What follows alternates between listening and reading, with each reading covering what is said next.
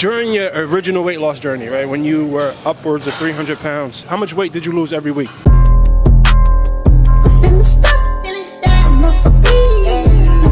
Good morning, squad. I'm out here super early trying to get my steps in. So in today's video, I'm going to be giving you an update on Willie's transformation.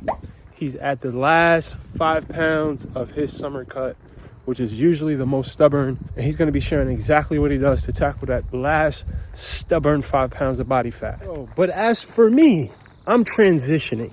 I haven't been lifting weights, partially because of a nagging shoulder injury, and partially because I want to focus more on yoga and doing forms of exercise that is more sustainable. Over a long period of time, I think weights beat up your joints, they tear down your ligaments. And I'm not really interested in making bodybuilding style training the focus of my exercise life anymore. But fortunately, the sponsor of today's video has helped me by providing a tool that I've been using religiously. So thank you to Crossroad for sponsoring today's video, because you guys honestly have provided a product that has changed the game for me. So Crossroad jumped into the connected fitness game.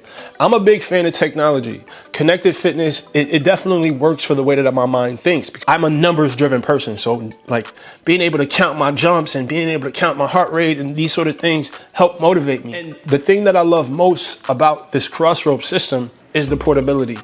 I can take this anywhere. I travel a lot. I work out at home. I use it at the gym. I love the fact that I can bring my Crossroad wherever. I always have access to a fun, safe, inspiring workout anytime I want it. The Bluetooth technology that they use is super sharp. You press the button, it automatically connects. Simple. Now, normally when we're talking about connected fitness, this stuff can be upwards of $3,000 to $5,000 to even $10,000. You can get the same benefits that you get from other connected fitness technology, but at a fraction of the cost. The ropes are only $200 if you already have the ropes. The amp handles are only $100. The monthly subscription is only $10 a month. But if you think about it, there's millions of people who pay $40, $50 a month for gym memberships that they never go to. This is literally like having a gym at the crib, so $10 a month is nothing. All right, and if you want a discount, use the code Brix at checkout. There's a link in the description and the first pinned comment. You can get 15% off if you use the code Brix at checkout. Thank you, Crossroad, for sponsoring today's video.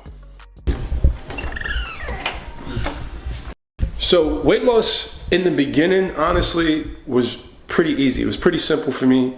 I'm pretty sure most people who have a significant amount of weight to lose, you find that in the beginning of your journey, it's pretty easy, right? But as you get closer and closer to your goal, that fat starts getting more and more stubborn.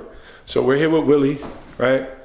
Willie started his cut at 200 pounds, right? He put on, I don't know how much weight you put on this one, huh?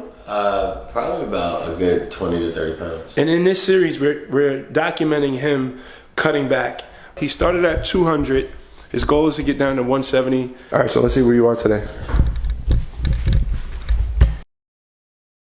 Back in it, baby, just staying in town. I'm on the edge, I ain't coming down. I get too high, I'm afraid of the ground. I'm young and I'm paid to play with these sounds. Ignoring the call, she shutting that gown. Started at the top and I'm taking it down off the champagne. Took a break from the brand on a rampage. I've been getting it down. Let's go, let's go, let's go, let's go. Let's go, up, up, up, up, up, up, up. Yeah. Good shit. So now that you're dealing with the last stubborn 5 pounds, right? Are you making any adjustments to your training? I'm still going to be training hard. The one myth is that people believe like as you lose weight, you shouldn't train as hard.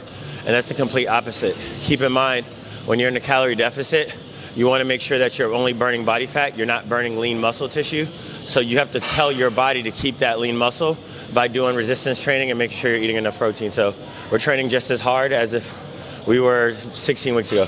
Shawty been solid some time now. I'm on line for the wine, dine, and I'm with it. Look where we started and look where we at. I can see. You've lost about an average of 1 pound per week during this cut. Is that correct?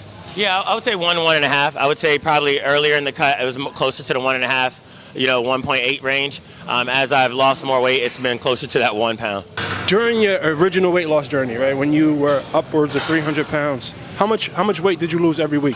Back then, it was more like 2.5, 3. I mean, just depending on the week. I mean, when I was really morbidly obese, I was getting excited because I was like dropping weight fast. So I always suggest people losing a pound, 2 pounds per week, depending on how much body fat you carry. What do you think the advantages are of losing weight slowly?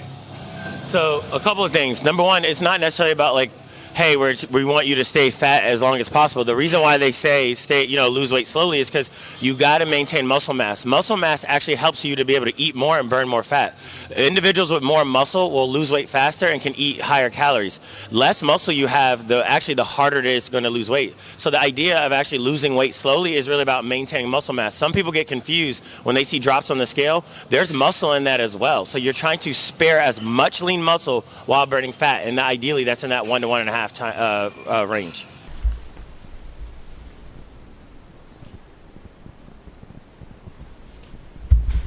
All right, 174.4. All right, so we got 4 pounds to go, baby. 4 more pounds. So the last 5 pounds, you're at the home stretch.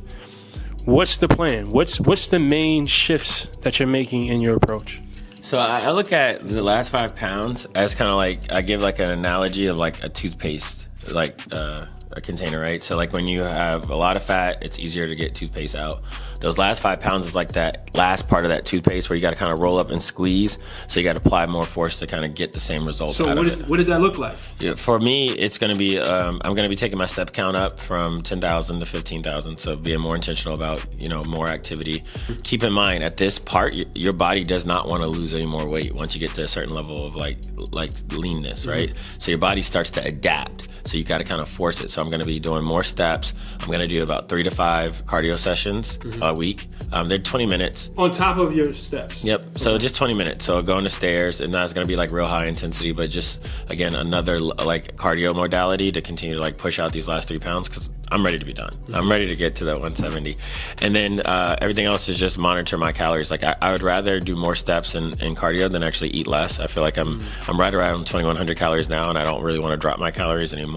I think it's important to point out the fact that you're not dropping your calories, you're just upping your activity, right? That's something that I think a lot of people don't understand is an option. Yeah, you can add, instead of cutting 300 calories, you can just add 5,000 steps or whatever. I don't know how the math adds up with that, but that's important to delineate. I do think as you get like in your more leaner stages, paying attention to like even the small stuff, like any small snacks, any liquids, like, gums, anything like that, like make sure that you're being a little bit more meticulous because again, those things add up. So I think this is the time I would be a little bit more thoughtful about like what type of foods that I'm eating, making sure that I'm feeling satiated. So I would probably go a little bit more higher protein. I'm going to add to that. Focus on high volume, low calorie foods. 80%, 90% of your diet should consist of high volume, low calorie foods.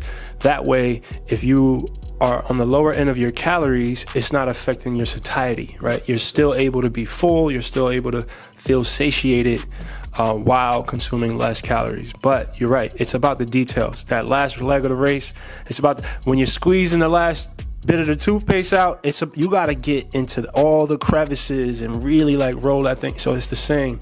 It's about the details. But yo, you're looking at this guy, one of the most disciplined dudes I know. He doesn't have anything that you don't have, right? It's about understanding how calories work at the end of the day, right? It's about experimenting with your body. It's about finding ways to protect yourself from the distractions, right? The biggest distraction being your own self, your own mind, all right? Got one more installment of the Willie Transformation series. Stay tuned. Season finale. Let's do it. That season, baby. Let's go.